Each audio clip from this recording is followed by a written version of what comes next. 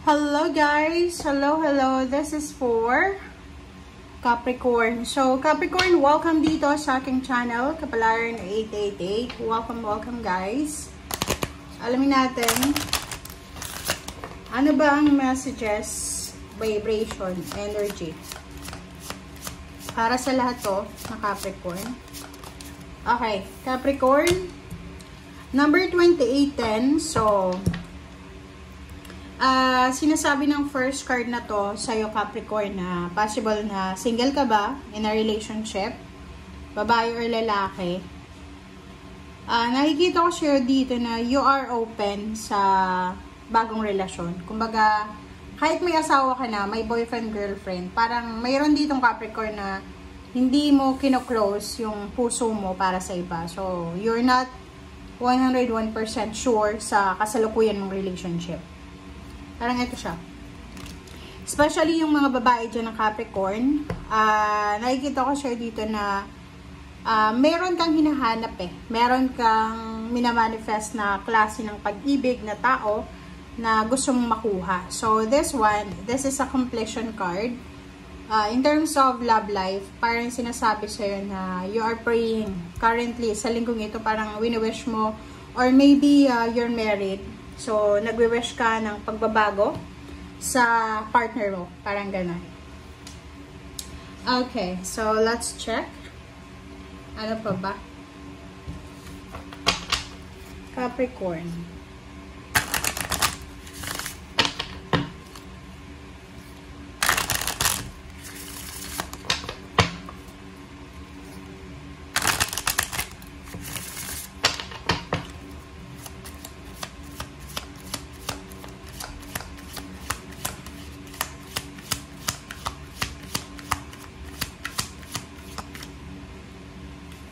Alright.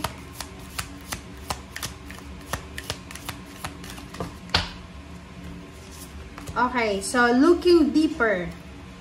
Looking deeper, deep within me is a majestic radiance.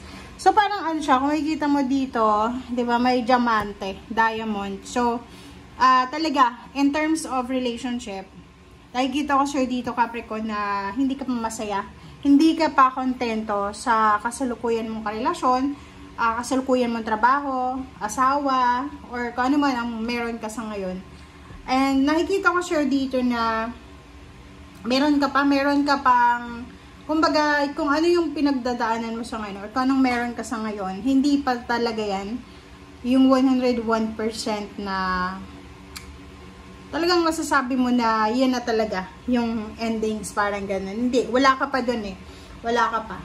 So, let's check. Ano pa ba ang additional messages? Bakit nakafocus ito sa love life and other?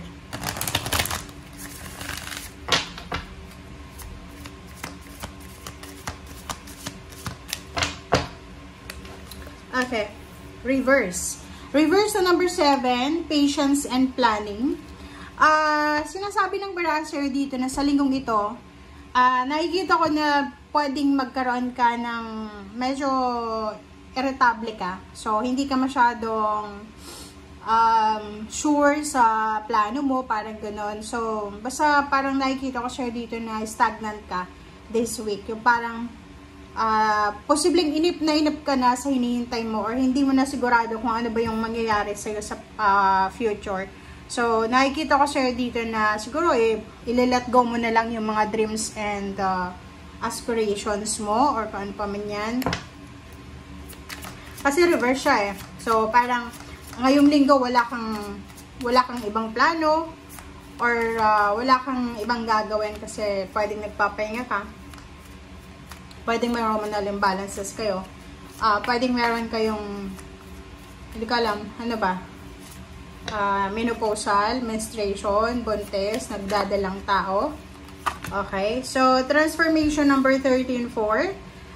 Sinasabi ng Barasser dito, Capricorn, na sa linggong ito, merong posibleng pagbabago.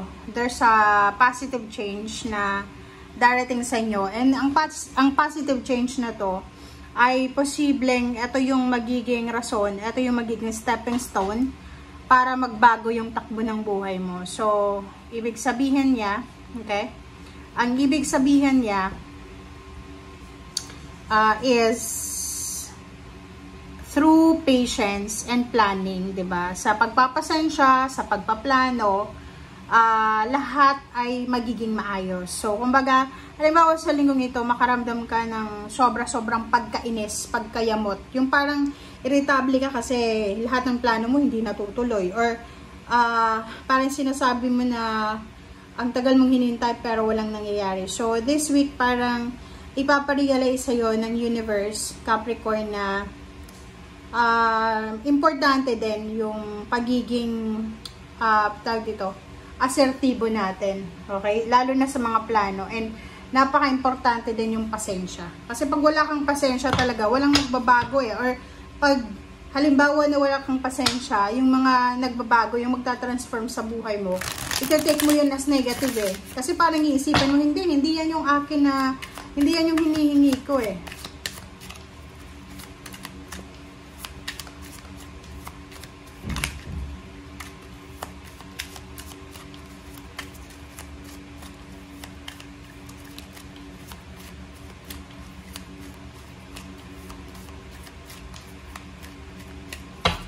Alright. First card natin sa last deck is Four of Swords. Okay? Four of Swords, oh. 'Di ba?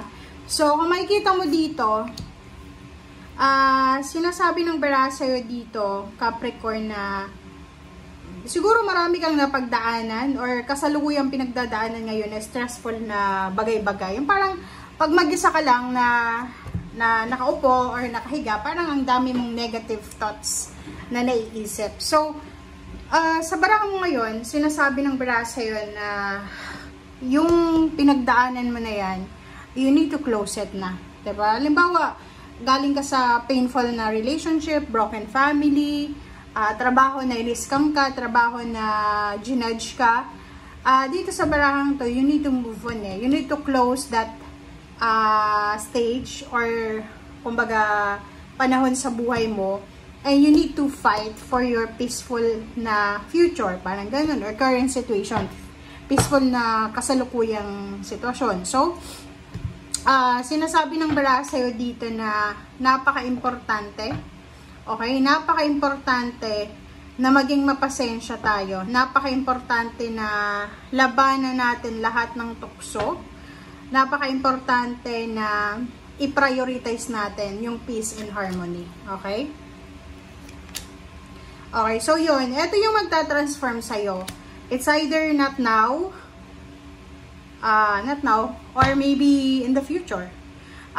Like, maybe atong tower na to, ito yung pakiramdam mo, ito yung emotion mo. But, sinasabi ng bara sa'yo, ang magta-transform sa'yo, it's either yung pera, or maybe yung mga accomplishment mo, or yung mga obligations and duties, responsibilities mo. So, sinasabi ng barahan na pwedeng malapit nang matapos yung mga obligations mo, makakapag-ipon ka na ng pera.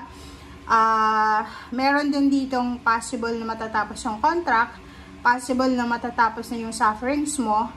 And, di ba, pag marami kang obligations, like breadwinner ka, hindi ka talaga makakapag-ipon eh. Kasi, lahat ng pumapasok sa yung pera ay para sa family. So, dito, there's a transformation, stability na posibleng mangyari sa'yo na lahat ng sacrifices mo ay magdadala to sa'yo ng accomplishment, and at the same time makakapag-save ka ng pera. Okay? And yun na nga, in terms of relationship, kung ano man ang gusto mong mangyari sa relationship mo, since ikaw naman yung nagsasuffer, kung ikaw naman ang nagsasuffer, guys, gawin mo, di ba? Hindi masama na mag-wish ka ng magandang buhay, hindi masama na mag-wish ka ng tahimik na buhay, 'di ba? Parang nakikita ko sir dito na sa panahon ngayon, sa linggong ito, wala kang panahon para magplano. Like sa relationship, parang lahat ng nakakarelasyon mo hindi masyadong maayos yung mindset or yung buhay nila. So, nakikita ko sa'yo dito na in terms of relationship, go with the flow ka lang muna. And nakikita ko sa'yo dito, meron kang hinahangad sa kailalim-ilaliman ng puso mo. Alright? And last message dito guys is itong looking deeper. Doon sa mga Capricorn, na maybe you are suffering anxiety, depression, ano ba? Sinasabi ng baraha sa'yo dito na look within yourself, diba? Hindi ka worthless, okay? Malamang may iba sa inyo na parang pakaramdam mo, nagsiself-pity ka na wala nang nagmamahal sa'yo, walang tumutulong sa'yo. Pero, once na na-appreciate mo kung ano ka, dun lalabas yung totoong power mo. Okay? Thank you guys. Bye!